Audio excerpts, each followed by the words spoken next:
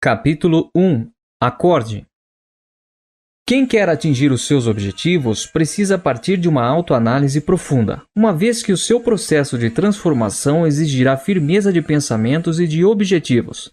E nós só atingimos esse tipo de clareza ao definir muito bem o que nos faz feliz e o que nos derruba na vida cotidiana.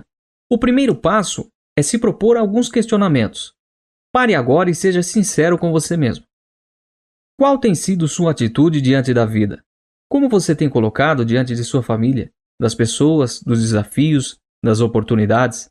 Como as pessoas que mais lhe conhecem definem sua atitude diante da vida? Com autonomia e ação ou de forma passiva e acovardada? Aceitando os desafios ou se escondendo deles? Topando a parada ou buscando uma desculpa para não ir adiante? Sinceramente, como você se vê na questão de atitude e autonomia diante da vida? Observe-se ao longo da semana ou do mês que passou. Dessa forma, responda com toda sinceridade. Você foi para a academia e assumiu o comando da saúde ou deixou mais uma vez para recomeçar na segunda-feira ou no mês que vem? Quando você olha para a forma do seu corpo, sente prazer e orgulho, vergonha e tristeza ou finge que nem está nem aí?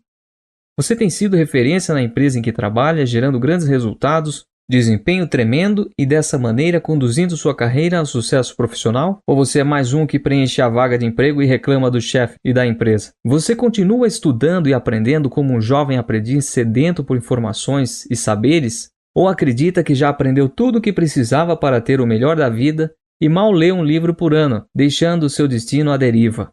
Em casa, você é um pai ou uma mãe presente, que dedica tempo de qualidade a seus filhos e conduz sua família com uma vida abundante? Você senta no chão com eles, brinca ou gargalha? Ou seu trono real na frente da TV e do smartphone o impede de ser um pai ou mãe capaz de formar verdadeiros campeões? Com base nessas perguntas, assinale como você sinceramente se percebe hoje, no contexto da autonomia de ser, fazer ou ter o melhor. Primeira opção, como capitão do barco da sua vida ou como marinheiro à espera de ordens. Como diretor de um filme de sua vida ou como coadjuvante que espera uma vez para entrar em cena. Como escritor do livro da sua vida ou como um personagem à espera do próximo capítulo. Qual foi o resultado gerado por essas perguntas dentro de você? Como você se sente depois de respondê-las e autoavaliar-se? Quais fichas caem? Você está dando o seu melhor? Você está usando o seu tempo para construir uma vida extraordinária? Sem querer ser redundante, mas buscando profundidade em mudanças e conquistas, peço que responda de próprio punho as perguntas poderosas que vêm a seguir. Qual tem sido sua atitude diante da vida? Como você tem se colocado em termos de autonomia e ação diante de família, profissão, dificuldades e ameaças e oportunidades? Sinceramente, de 0 a 10, quanto você se sente no comando do barco da sua vida? Os resultados que você tem colhido na sua vida estão de acordo com o que você gostaria de ver para si mesmo? E quanto desses resultados se devem à sua falta de atitude ou autonomia? A abordagem é muito simples. Cada um tem a vida que merece. Mude sua atitude e você mudará a sua vida e os seus resultados. Acredite, tenho visto milhares de pessoas mudarem suas atitudes diante da vida. Pessoas que decidiram pagar o preço das mudanças. Pessoas que decidiram acreditar que podia ser, fazer e ter mais da vida. Convido você a acordar e assumir sua real identidade, e garanto que este livro vai lhe ajudar a descobri-la. Entre nesta viagem para conseguir trazer à tona uma nova atitude, desvencilhada dos resultados que você obteve no passado, assim como a autoimagem que os gerou. O que importa agora é que você pode despertar o gigante adormecido dentro de você. Então, vamos lá, acorde. Acorde para viver o melhor da sua vida hoje. Acorde para ser feliz agora. Acorde para realizar as suas metas mais importantes e menos importantes também. Afinal, elas são suas. Convido-o a pegar o leme do barco da sua vida e gritar bem alto: velas ao mar! Soltar as amarras! Aconselho que bata forte na claquete e diga para todos dentro e fora do set de filmagem: luz, câmera e ação! E que tal, com os dedos firmes e decididos, ser você a digitar o próximo capítulo da sua vida? Vamos, acorde, esse poderoso gigante adormecido dentro de você e venha comigo nessa jornada de conquistas e realizações. Acordando para uma vida abundante. Qualquer coisa diferente de abundância é disfunção. Existe uma passagem bíblica que me faz muito bem e que produz em mim gigantesca crença de possibilidades. Nela, Jesus Cristo diz: "Mas eu vim para que tenham vida, e vida em abundância." Jó, capítulo 10, versículo 10. Pessoalmente, acredito completamente na veracidade literal dessa passagem. Creio que você e eu estamos aqui para ter e viver o melhor deste mundo aqui e agora. Como também foi dito por Jesus: "Neste mundo tereis aflições." Em Jó 16:33. De fato, teremos reveses, quedas e problemas ao longo da nossa vida. Isso é algo que não escolhe classe social, raça ou gênero. As dificuldades existem para todos os seres humanos. Contudo, mesmo assim, continuo acreditando que até as piores aflições podem e devem produzir aprendizados e mais abundância ainda em nossa existência. O CIS, na sua base teórica, filosófica, ferramental e prática, busca os seus processos produzir abundância em todas as áreas e acredita que tudo o que não for abundância é disfunção, e de forma obstinada trabalha para eliminar ou diminuir qualquer disfunção na vida das pessoas. O bordão usado por todos nós do CIS diz assim: "Eu vim para que tenham vida e vida em abundância." Jesus Cristo, Jó, capítulo 10, versículo 10. E tudo o que não é abundância na sua vida é disfunção. E toda disfunção deve e merece ser tratada. Paulo Vieira. Dr. Anthony Portigliatti contou-me uma história que fala dessa visão abundante de vida. Certa vez, estava um senhor em seu barquinho pescando. O primeiro peixe que pega com seu anzol é grande, um tucunaré. Ele olha para o peixe, analisa bem, o devolve para o rio. Logo em seguida, ele pega um grande tambaqui, com mais de 10 quilos. Novamente, ele olha bem para o peixe, mede o tamanho dele e devolve para o rio. O terceiro peixe que ele captura é uma tilápia pequena. Ele olha para ela com cara de satisfação e analisa e põe no cesto dentro do barco. E novamente volta a pescar, logo pega outro peixe grande e devolve para o rio. E mais uma vez ele pega um peixe pequeno e coloca dentro do barco. Vendo aquilo e não entendendo nada, outro pescador se aproxima e pergunta ao senhor: "Amigo, não estou entendendo nada. Quando o colega pega um peixe grande, devolve para o rio, e quando pega um peixe pequeno, põe no cesto. Não era para ser o contrário?" Ao que o pescador responde: "Sabe o que é? Lá em casa a frigideira é bem pequenininha e não cabem nela esses peixões." Tenho visto muitas pessoas adormecidas para o seu potencial e vivendo aquém das suas possibilidades. Elas são como o senhor que devolve os peixes grandes para o rio. Que tal aumentar o tamanho da sua frigideira e querer mais de si e da vida? Que tal ir ao mercado agora e comprar uma frigideira bem maior e pescar os mais saborosos peixes do rio? Tenha claro para você o que é abundância. Ter pouco dinheiro é abundância? Não ter dinheiro no final do mês para poupar, para investir, para viajar, para ajudar o próximo é abundância? Certamente não. Essas situações são algo que chamamos de disfunção. Abundância não é ter o corpo nem bonito nem feio, por exemplo. Abundância é ter o corpo saudável e forte, independentemente da idade. Um corpo que lhe traga prazer e lhe ajude a chegar aos seus objetivos. Um corpo que celebra este que é o maior presente que você recebeu. Pessoas com a frigideira financeira pequena acreditam que pagar as contas, mesmo que não sobre nenhum dinheiro, já é uma vitória. Vitória, na verdade, é pagar as contas e ainda ter dinheiro para ajudar o próximo. Isso sim é abundância. Como é cômodo e egoísta ter dinheiro para pagar suas contas quando você poderia ajudar tantas pessoas ao seu redor. Preciso dizer isso a você, leitor, com firmeza. Nem eu, nem você estamos aqui para ter uma vida mediana. Você pode ouvir estas palavras e pensar: mas eu não tenho problemas em casa. Não é sobre problemas que estamos falando, mas sobre a necessidade de existir amor, afeto, proximidade e respeito abundantes. Você diz estar tudo bem com as pessoas da sua casa, mas como vai ser possível ajudá-las se lhe falta capital? Como você vai amparar aqueles a quem ama se não tem condições financeiras para isso? Afinal, seu dinheiro não falta, mas também não sobra. Reitero que não se trata de falta. O desejo de não faltar não significa ter abundância. O que eu desejo para você é que não apenas não lhe falte dinheiro, mas que você tenha dinheiro sobrando. Desejo você uma vida abundante. Eu não quero saber se está conseguindo apenas o suficiente. Eu quero saber de abundância na sua vida.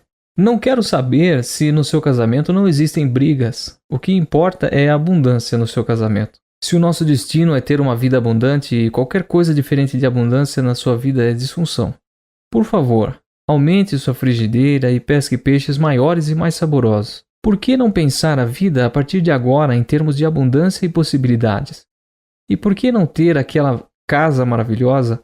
Por que não ser algo comum rolar na grama com seus filhos? Por que não? E por que não ter os seus filhos lhe beijando e você os beijando todo dia, sem precisar de uma data especial para isso? Por que não ter uma saúde abundante para correr, pular, subir? Por que não caminhar ou correr quilômetros por dia aos 50, 60, 70, 80, 90 anos? Uma vez, ao viajar, eu estava embarcando na fila de prioridade do avião com os meus filhos ainda bem novinhos. E ao meu lado estavam dois senhores, um deles forte, altivo, nitidamente musculoso, com uma postura ereta. O outro senhor notoriamente acima do peso, ombros arqueados, semblante cansado e andando com certa dificuldade. Na hora que o comissário anunciou nossa entrada, aquele senhor musculoso disse: "Por favor, jovens, podem passar à minha frente." Achei estranho ele chamar a mim e a outro senhor de jovens e perguntei: "Com licença, senhor, mas qual a sua idade?" Ao que ele respondeu com um sorriso no rosto: "Tinha 85 anos. Só me restou dizer uma coisa: uau, sério? 85 anos e em forma desse jeito? Parabéns." Depois de sentado e acomodado no avião, aquele outro senhor da fila se sentou ao meu lado e disse com um ar de inveja ou orgulho ferido: "Você viu aquele velho convencido na fila do embarque? Ele só disse aquilo para aparecer, como não podia deixar de ser." Eu perguntei ao senhor: "E você, quantos anos tem?" Meio envergonhado, ele respondeu que tinha 63. De fato, aquele senhor forte, altivo, tinha toda a razão em nos chamar de jovens. Afinal, ele era 22 anos mais velho que outro senhor e 45 anos mais velho que eu. Porém, estava na mais perfeita forma. Ainda na fila, aquele senhor super saudável me explicou o segredo de sua saúde e me disse que há 40 anos teve um infarto e quase morreu. Aquilo fez com que ele acordasse para a sua vida e desde então passou a se alimentar com rigor, malhar todos os dias, nadar 2 vezes por semana e caminhar em um grupo de jovens amigos, todos na faixa entre 40 e 50 anos, 2 vezes por semana. Será que o que eu estou falando é utopia? Será que o que eu estou falando é impossível? Será que o que eu estou falando é inatingível para alguém? Veja que não estou falando de uma vida sem aflições ou problemas. Vamos ter problemas, sim. Vamos ter dificuldades, sim. Por que não aprender com cada chuva como fazer um telhado melhor para a nossa casa? Por que não aprender com cada tormenta como construir um barco mais forte? E esse é o ponto desse capítulo. Olhe no espelho e pergunte-se: por que não? Estilo de vida abundante. E agora você pode me perguntar: o que é um estilo de vida abundante? Imagine que você acorda cedo, vai malhar, faz amor logo de manhã cedo com o homem ou a mulher da sua vida, brinca com o seu filho, deixa ele no colégio, vai trabalhar, ama o trabalho e gosta do que faz. E por isso faz com prazer, faz bem feito, é reconhecido, ganha dinheiro, mais do que apenas o suficiente para a sua sobrevivência. Despede-se dos colegas de trabalho já com saudade deles. Vai dar uma corrida, encontra com a família e ainda encontra os amigos para um jantar em um bom restaurante. Depois vai para casa, ama seus filhos, é amado por seu marido ou por sua esposa. Dorme gostoso e acorda no dia seguinte e grita: "Yes!" Não é pedir demais, e eu não estou falando de uma vida egoísta. Eu coloquei nesse contexto seus filhos, sua esposa, o seu esposo, você fazendo essas pessoas felizes e buscando que essas pessoas sejam felizes. Um estilo de vida no qual tudo é abundante: o dinheiro, o amor, a felicidade, a paz. Quando foi que paramos de acreditar nisso? Se observar uma criança emocionalmente saudável, ela vai falar de abundância em todas as suas brincadeiras, representando isso com suas bonecas felizes, cheia de filhos também felizes. Ela terá sua casa colorida, cheia de amigos. Ela fará um fogãozinho, comidas deliciosas. Quando foi que algo tão natural na nossa infância se tornou tão distante e utópico, a ponto de aceitarmos tão pouco da vida? A resposta para esse distanciamento de perspectiva de uma vida abundante vem de olharmos para a TV, para a mídia tradicional, para as telenovelas, os telejornais, para a maioria dos filmes e para o diálogo da maioria das pessoas, e percebemos que a tônica e os temas centrais giram em torno de morte, dor, medo, perda, traição, tristeza, mentira, vingança, ódio, violência, cobiça, inveja, inversão de valores, e assim por diante.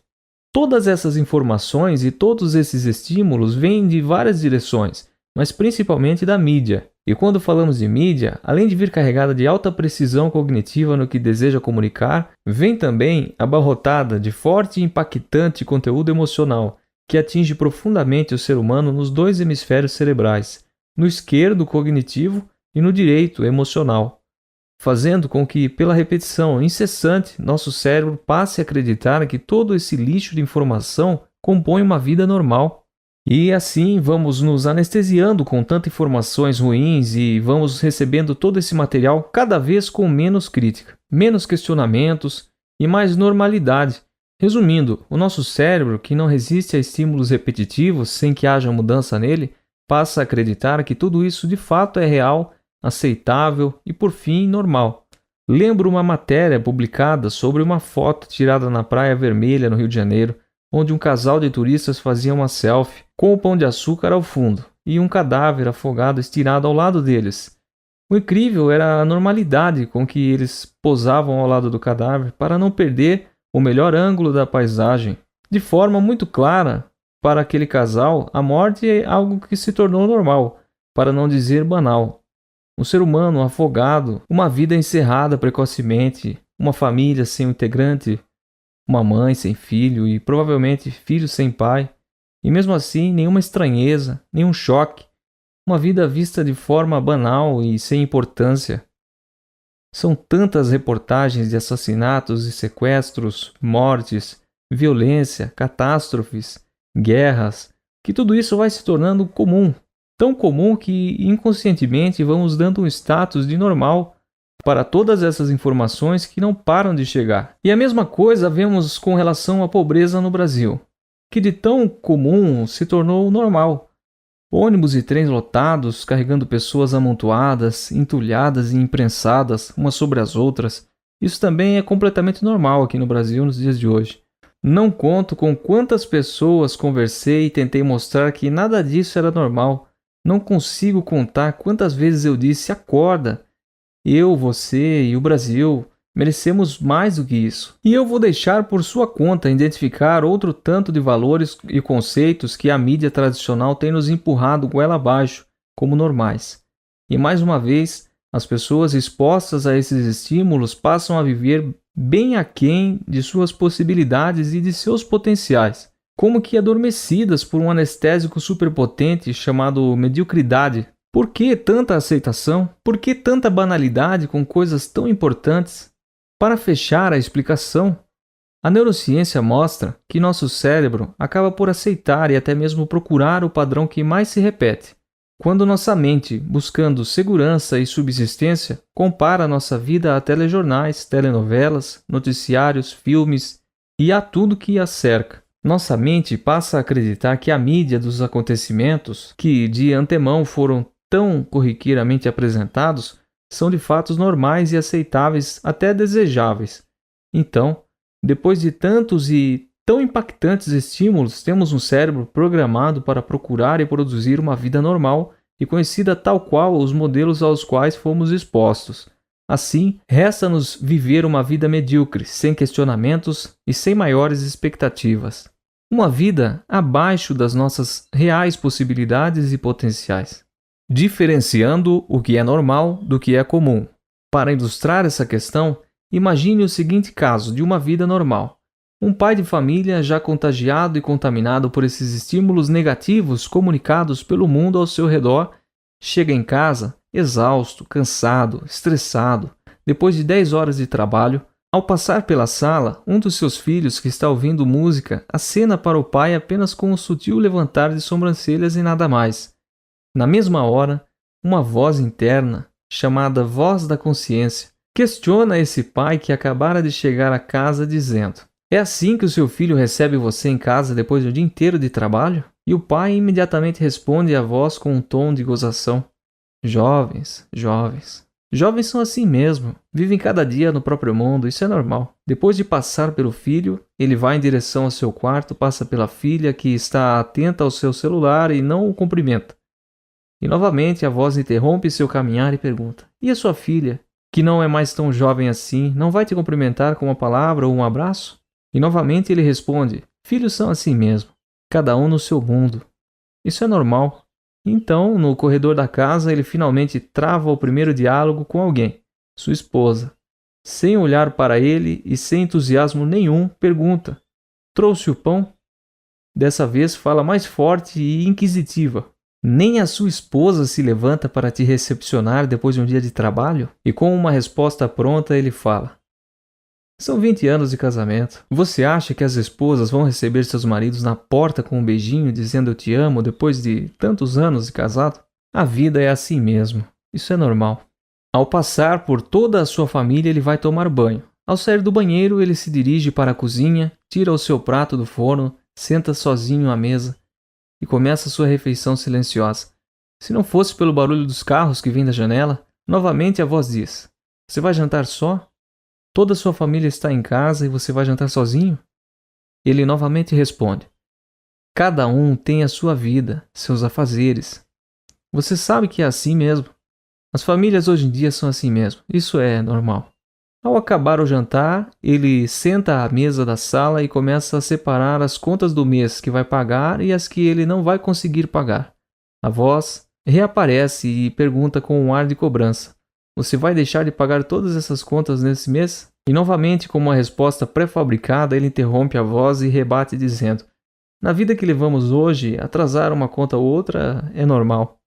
Entretanto, a jornada desse pai de família na sua casa não para por aí. Depois de separar as contas a ser pagas e as que não serão, ele vai para o seu quarto, deita-se na cama, liga a TV e assiste a um filme de ação só para relaxar, enquanto sua esposa está vidrada em uma rede social. Agora, em tom de desespero, a voz questiona: você não vai conversar sobre o seu dia com sua esposa, fazer carinho nela ou fazer amor? E de forma ríspida, o homem responde à voz que questiona toda a sua vida: você não percebe que temos 20 anos de casado, que é assim mesmo? Todo mundo vive assim. É pela milésima vez. Isso é normal. Minha esposa gosta de rede social e eu gosto de filmes de ação e pronto. Passada uma hora, o filme de ação se transformou em um filme de pornografia. A esposa já está dormindo e ele, mesmo exausto, não sente sono. Tenta dormir, mas não consegue. Desliga a TV e permanece com os olhos abertos. Sem conseguir relaxar, a alternativa é tomar um remédio para dormir. Ele toma um comprimido que não faz efeito. Depois de tomar o segundo comprimido, a voz, já cansada de seu dono e seu estilo de vida, pergunta mais uma vez: vai tomar 2 comprimidos para dormir? E também cansado de ter sua vida confrontada por essa voz que não lhe dá trégua, ele responde pesadamente: quem não toma remédio para dormir? Hoje em dia todo mundo toma. Isso é normal. Então, 1 hora depois de tomar o segundo comprimido, o sono vem. Um sono superficial, respiração pesada, uma apneia noturna assustadora. O celular desperta indicando 6:30 da manhã. Ele levanta, cansado e atrasado para ir ao trabalho, e sai apressado, sem se despedir dos filhos e da esposa, e a voz não perdoa e pergunta: você não vai sair sem se despedir dos seus filhos e de sua esposa, vai? Ao que ele responde rispidamente: você não vê que eu estou atrasado, que não tenho tempo para isso? Nesse mundo corrido, ninguém tem tempo para essas besteiras. É assim mesmo, isso é normal. E antes de chegar ao trabalho, ele já discute 2 vezes no trânsito, sem contar os sinais obscenos que fez para outro motorista que tomou à sua frente. Desta vez, a voz se calou, não perguntou, não questionou. Apenas deixou ele seguir o seu caminho de todos os dias. A voz da consciência se calou, foi vencida, e no lugar dela surge uma nova voz, Uma voz que faz piada com a própria desgraça. Uma voz negativa, irônica e justificadora. Ao chegar ao seu trabalho, estressado e zangado, ele parou à porta, suspirou, respirou e, de cabeça baixa, entrou.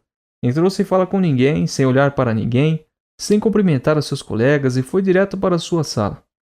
Afinal, ele ia passar as próximas 10 horas fazendo o que não queria fazer, com pessoas com quem não gostaria de estar e recebendo bem menos do que se achava merecedor. E antes que a voz da consciência o trouxesse para a sua dura realidade numa tentativa de acordá-lo para as boas possibilidades da vida, veio a voz pessimista e negativa do senso comum. E de forma irônica e acusadora, a voz disse: "Isso é normal. Quem é que gosta do seu trabalho? A vida é assim mesmo. Temos que aguentar essa droga de trabalho chato, enquanto não aparece nada melhor. Família para sustentar e contas para pagar. Isso é normal." Agora era uma voz negativa, pessimista que falava. E tudo o que ele fazia era dizer que aquilo tudo era normal. Ao final do expediente, no começo da noite, esse homem entra no seu carro, pega os mesmos engarrafamentos e chega à sua casa. Ali parado diante da porta, ele olha para baixo, respira fundo e entra. E como quem assiste ao mesmo DVD, o filme se repete mais uma vez. Mais um dia em que aquele homem vive a própria e triste rotina. Um homem que, na verdade, não está vivendo, e sim sobrevivendo à própria vida, agindo muito mais como coadjuvante do que como autor da história de sua vida, e por isso, aceitando qualquer papel disponível. Você conhece alguém que de uma maneira ou outra tem a vida parecida com a do personagem acima? Você conhece alguém que vive uma vida precária e limitada e talvez não se dê conta disso? Você conhece alguém cuja voz da consciência fala, grita, adverte, aconselha e implora por mudanças até o ponto de se calar? Uma coisa é certa, e posso lhe garantir: nada disso é normal. Nós não podemos confundir o que é normal com o que é comum. Falar com a esposa friamente pode ser comum, mas não é normal. Tomar remédio para dormir pode ser comum, mas não é normal. Não haver diálogo em casa pode ser comum em muitos lares, mas de jeito nenhum é normal. Estar acima do peso é comum, mas não é normal. As pessoas estão confundindo e transformando o que é comum em normal. Não se deixe levar pelo mundo ao seu redor e o que ele comunica. Não acredite que limitação é normal. Não acredite que solidão é normal. Não acredite que tristeza é normal.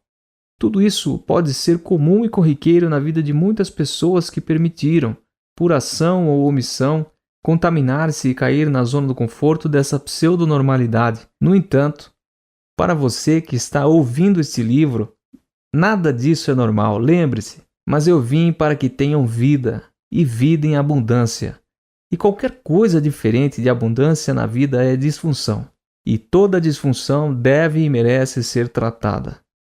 A experiência de vida e os resultados das outras pessoas pertencem a elas. Nem é a sua experiência, muito menos a sua realidade. Seus resultados é você quem vai produzir. Não é porque muitas pessoas vivem de determinada maneira que você também vai viver assim. Você é o dono da sua vida e deve viver de acordo com aquilo que acredita ser o melhor para você, e não da maioria que parece ser comum a outras pessoas. Vou narrar a seguir o caso descrito anteriormente, porém de maneira incomum e talvez pouca vivida pela maioria das pessoas.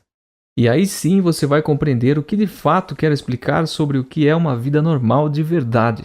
Um homem chega de sua jornada de trabalho e, ao entrar em casa, seu filho mais novo corre à porta e o abraça. Encosta a cabeça em seu peito, beija seu rosto e com interesse diz: "Oi, pai." E com um abraço e um beijo pergunta como foi seu dia. Creia, esse relacionamento de pai e filho é o normal. O pai mal consegue dar 5 passos e sua filha deixa o celular de lado com muito carinho e doçura, abraça seu pai, beija-o e o acompanha até a sala. Ao chegar à sala, é recebido pela esposa com um beijo apaixonado e um abraço terno. E com os olhos ela diz o quanto o ama. Mais uma vez, isso sim é normal. Vou repetir, essa é uma vida normal. Tudo diferente disso é anormal, disfuncional e medíocre. Depois de tomar um banho, ele se senta à mesa da cozinha na companhia dos filhos e da esposa. E seu jantar é um momento especial de diálogo e amor e família ao redor da mesa. Isso é uma família normal. Depois do jantar, ele senta com a esposa à mesa da sala e juntos planejam o orçamento do mês seguinte e veem que no mês corrente também houve uma boa sobra no orçamento, que usaram para investir e para realizar os sonhos da família. Acredite, isso é possível e é uma vida financeira normal. Depois de fechar o orçamento do mês, toda a família senta-se junto à mesa da sala para jogar, brincar, conversar e talvez assistir um filme que de fato vale a pena. Não tenho como não dizer mais uma vez, isso é normal. Com certeza, isso não é muito comum para a maioria dos filhos e dos pais, verdadeiramente, porém isso é normal. Como já disse, qualquer coisa menos que isso é anormal, disfuncional e medíocre. Após o momento em família, é chegada a hora de dormir. O pai vai ao quarto de cada filho, faz um carinho, tem uma breve conversa particular, abençoa o sono e se despede com um boa noite. Ele volta ao seu quarto e encontra a esposa na cama. Ali eles conversam, compartilham o seu dia, falam de suas dúvidas, seus planos, suas conquistas, das aflições, das alegrias. Ali, naquela hora e naquele lugar, sem a distração da TV ou do smartphone. Eles se amam com a maneira de olhar, com a maneira de falar, fazer carinho e talvez até se amem fazendo sexo. O fato é que eles se amam. Isso é uma vida conjugal normal. Não importa se tem 3 anos de casados, 7 anos de casados, 15 anos de casados ou 50 anos de casados. Definitivamente, isso é o normal de uma vida conjugal. Ele dorme cedo com a sensação de preenchimento, de completude, de que sua vida vale a pena ser vivida. No dia seguinte, acorda cedo, pensa em seus planos e sonhos futuros, vai fazer atividade física e depois saboreia um saudável café da manhã com boa parte da família. Depois vai trabalhar com entusiasmo e energia. Como isso é maravilhosamente normal. Ao chegar à empresa, ele entra de maneira triunfal, cumprimenta cada colega de trabalho com um olhar sorridente, sorriso sincero e palavras de otimismo. Ele é solícito e apoiador, querido, respeitado e reconhecido por todos, como um perito no que faz. Esse homem sente enorme prazer em trabalhar e produzir. Ao acabar sua jornada de trabalho, ele é invadido por uma sensação gostosa de dever cumprido, de um dia super produtivo, e antes de sair do trabalho, despede-se de seus colegas e sai com um sorriso no rosto e ávido para chegar em casa, sabendo que existem pessoas que esperam por ele no aconchego do seu lar. Isso é de fato normal.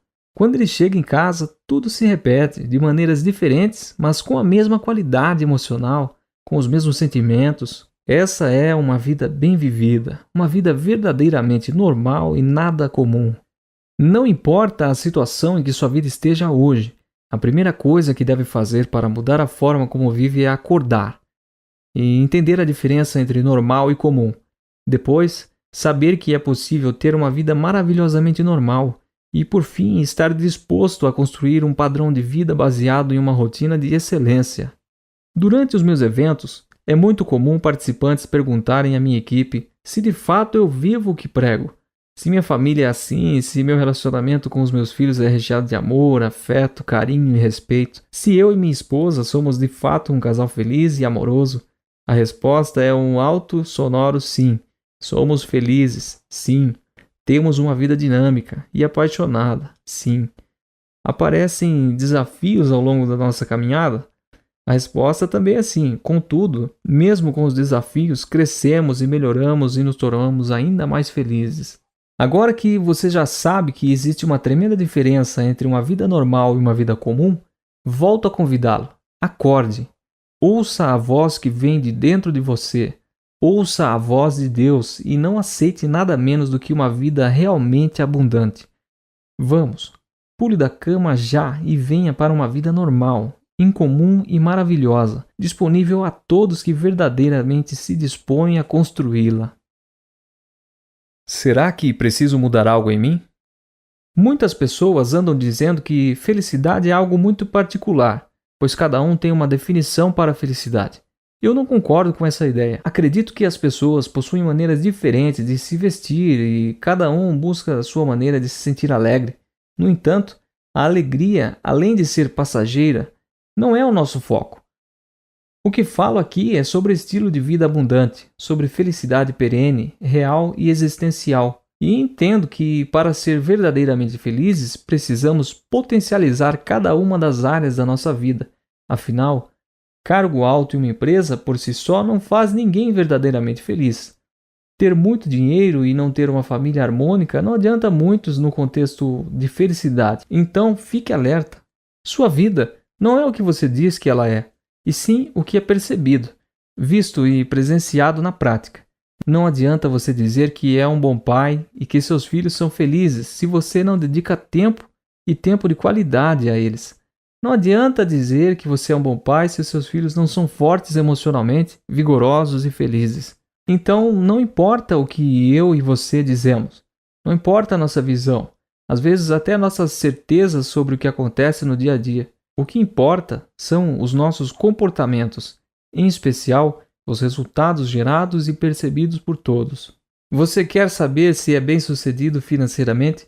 Então lembre-se de que não é o que você diz ou mostra às pessoas que determina seu patamar financeiro. O que determina se você é bem-sucedido financeiramente é quanto você ganhou no último ano. O que diz se você é próspero financeiramente ou não é quanto tem nas suas aplicações financeiras ou imóveis. Quer saber quem você tem sido como cônjuge? Olhe para seu casamento. Olhe quantas vezes o seu marido ou sua esposa lhe beija. Olhe o respeito que existe entre vocês. Observe como dormem e como acordam. Quantas vezes vocês se olharam nos olhos? Quantas vezes ao longo do dia vocês se abraçaram? Seja sincero e corajoso para olhar para a sua vida como de fato ela tem sido. Avalie com a mente aberta. E se ela não está abundante, é hora de acordar e começar a agir.